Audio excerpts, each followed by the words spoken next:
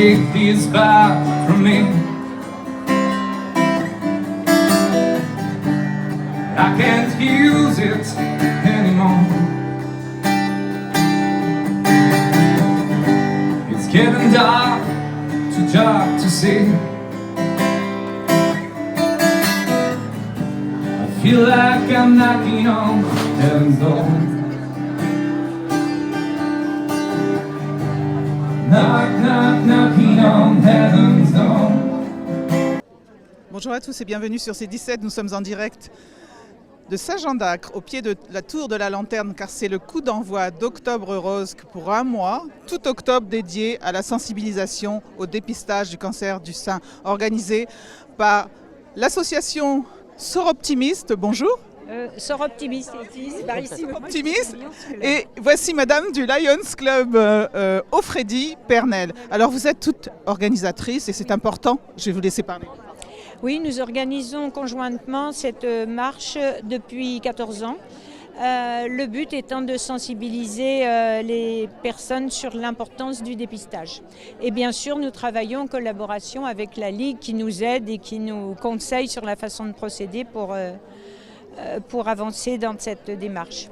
Mesdames, qu'est-ce qu'il faudrait pour que les femmes se fassent dépister encore plus? Parce qu'il y a toujours des freins. Alors, comme M.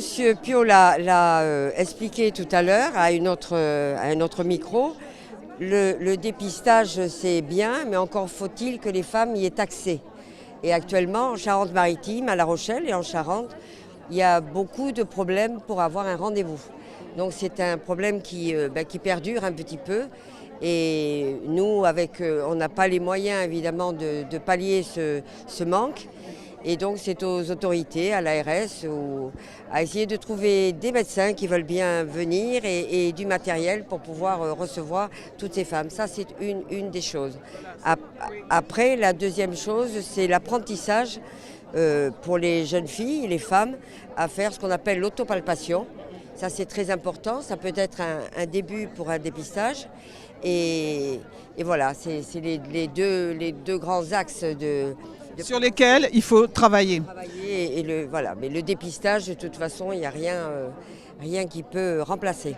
Merci Madame. Donc Jean-Marie Pio, Delphine Charrier, donc Jean-Marie Pio, président de la Ligue. On parle du dépistage, bien sûr, la sensibilisation pour tout octobre. Alors, j'ai l'occasion de le dire et je le répète, Octobre Rose, c'est le mois d'octobre, on met un focus particulier, mais c'est toute l'année. C'est-à-dire, il ne faut pas l'oublier, c'est toute l'année. Et le message essentiel, c'est pouvoir avoir accès au dépistage, très important. Charente-Maritime, on a des gros soucis par manque de radiologues. Il va falloir résoudre ce problème. Les autorités de santé sont alertées. Alors, on nous dit qu'il y a peut-être l'intervention dans quelques temps de l'intelligence artificielle, mais je pense, après m'être renseigné auprès de certaines autorités médicales, que ça ne va pas résoudre comme ça d'un coup de baguette magique. Il va encore falloir travailler, en particulier sur le recrutement de radiologues qui veulent bien s'investir, à la fois pour le dépistage et puis aussi pour le contact avec le patient, parce que c'est très important les relations humaines au niveau de la médecine. Voilà, il faut la confiance. Delphine Charrier, la confiance est importante. Vous êtes à la santé à la ville de La Rochelle, excusez-moi. Oui, bonjour madame. Oui, on est très actifs. La ville de La Rochelle soutient toutes les actions d'Octobre Rose. Vous avez vu comme notre ville s'est parée de roses, comme elle est belle. Et on accompagne cette marche, bien évidemment. On soutient toutes vos démarches et on est ravis d'y participer. Je crois qu'aujourd'hui, on a le temps avec nous et c'est porteur aussi d'un message positif que d'avoir le soleil avec nous. Donc voilà, on essaie de communiquer le plus possible dans les journaux de la ville pour que ces événements soient connus de tous et puis on les soutient dans la logistique et l'organisation. Eh bien merci mesdames, bon courage. Catherine Léonidas, première adjointe, bonjour à la mairie de La Rochelle chargée des sports. Oui. Alors oui, à ce propos, je tiens à signaler que nous avons de nombreuses associations sportives ici ce matin. Là, on a Randonis, on a également notre club d'escrime qui propose une section pour les femmes.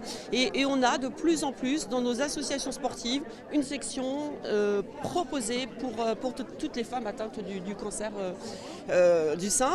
Et donc c'est très encourageant parce que ça veut dire que les filles elles vont pouvoir aller pratiquer l'activité qui leur convient. On a toujours l'aviron et il y en a de plus en plus. Donc c'est très très bien pour elles, pour qu'elles puissent avoir une vie sportive normale, qu'elles reprennent des liens avec d'autres filles, avec tout le monde. Et on est très très contents de ces initiatives de nos clubs. L'importance du sport, toujours et encore. Mais bien sûr, mais essentiel à la vie, et on le voit bien, c'est cette transversalité de nos vies dans toutes ces dimensions. Donc moi je suis vraiment très à l'écoute des clubs. Là il y a Florent, le président du club d'escrime, qui m'explique qu'il a dû racheter du matériel parce qu'il a de plus en plus de filles qui viennent, donc c'est merveilleux.